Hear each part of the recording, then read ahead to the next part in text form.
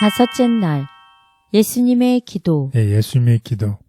우리가 지금까지 이 삼위일체 하나님에 대해서 배웠잖아요. 예수님과 아버지 하나님의 관계, 그리고 예수님과 성령 하나님의 관계, 그리고 이제 마지막으로는 예수님과 우리 사이의 관계에 대해서 공부를 할 텐데, 특별히 우리를 위해서 예수님께서 아주 간절한 기도를 하셨어요. 어떤 내용의 기도를 우리를 위해서 하셨을까요? 그 기도는 요한복음 17장에 나와 있습니다. 그것을 예수님의 대제사장의 기도라고 불리기도 합니다.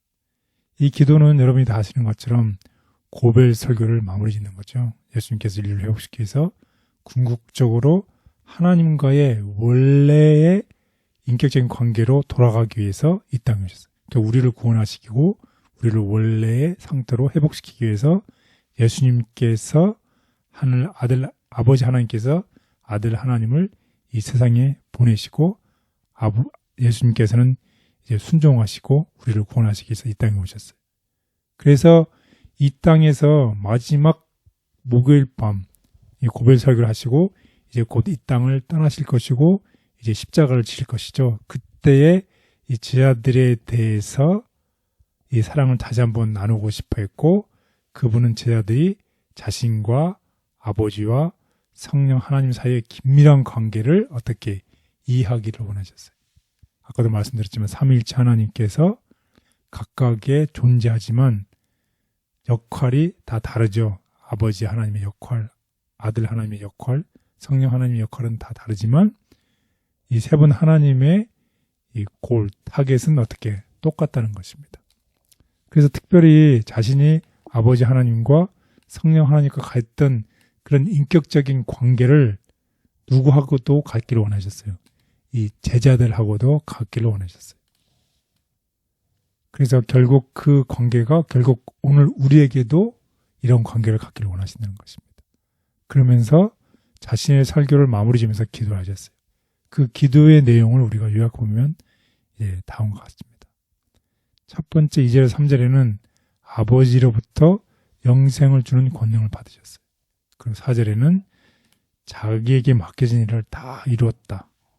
그리고 5절에서는 이미 계셨으며 아버지 함께 하셨던 처음 영광을 되찾을 것이라고 얘기를 하셨어요.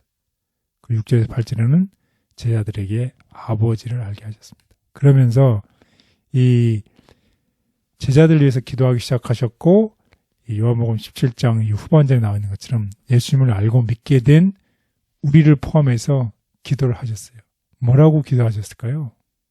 예수님께 요청하신 우리를 위한 기도의 요청입니다. 이 세상의 박해로부터 우리를 보호해달라고 기도하셨습니다. 그리고 두 번째는 서로 간에 그리고 하나님과의 연합을 위해서 기도하셨어요.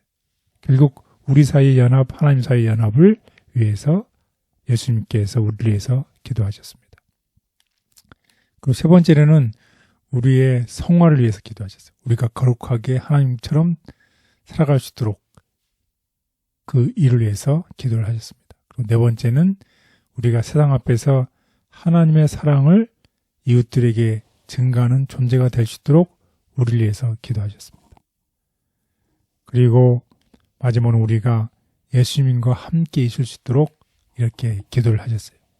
이런 예수님께서 우리를 위해 간절한 기도를 하셨는데 우리도 예수님의 기도처럼 어떻게 바람처럼 이렇게 세상을 향해서 빛의 역할로 우리가 살아가야 되겠습니다. 그리고 우리가 하나님의 사랑 안에서 간절히 가할 수 있도록 기도하신 예수님의 기도를 생각하시면서 이제 공부를 마치면서 이런 예수님의 기도를 본받아서 우리도 어떻게 하나님께 나아갈 수 있도록 열렬한 기도로 하나님께 나가는 우리 모두가 되기를 바라겠습니다. 열렬한 기도로 하나님께 나아가라. 나는 우리 백성이 비난과 악담을 그치고 열렬한 기도로 하나님께 나아가서 죄를 그치게 해달라고 하나님께 간구하기를 권한다. 서로 연합하고 그리스도와 연합하라. 요한복음 17장을 연구하고 기도하는 방법을 연구하고 그리스도의 기도를 어떻게 실천할지를 배우라. 주께서는 보혜사이시며 그들 중에 거하실 것이며 그들의 기쁨을 충만하게 하실 것이다. 주의 말씀은 그들에게 생명의 떡이 될 것이며 말씀 속에 힘이 있고 하나님께 영광이 될 품성을 개발하게 할 것이다. 완전한 그리스도인, 교통함이 백성 가운데 있게 될 것이다. 각기 다른 일꾼들로서 하나님을 최고로 사랑하고 이웃을 자기 몸처럼 사랑할 때 그리스도 안에서 하나가 될 것이며 교인들은 하나의 대가족으로서 사랑과 연합을 이루게 될 것이다. 그럴 때 우리는 세상 앞에 하나님께서 그분의 아들을 보내셨다는 것을 증거할 신임장을 지니게 될 것이다. 그리스도께서는 너희가 서로 사랑하면 이로써 모든 사람이 너희가 내 제자인 줄 알리라 라고 말씀하셨다. 예수님은 제자들이 자신과 아버지와 성령 사이의 관계를 이해하고 그 관계를 그들도 가지기를 원하셨다. 하나님은 우리와의 인격적 관계를 회복하길 원하신다. 교회의 큰 위험은 분열. 구주께서 십자가에 달리시기 전에 제자들을 위하여 드린 마지막 기도의 요지는 그들 사이의 연합과 사랑이 있도록 간구하는 내용이었다.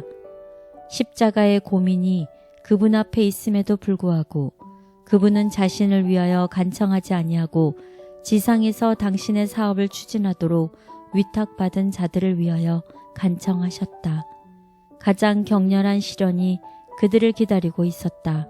그러나 예수님은 그들의 가장 큰 위험이 원한과 분열의 정신에서 빚어질 것을 보셨다. 주님을 따르는 우리에게도 하나님이 보여주신 친밀함이 있기를 원합니다.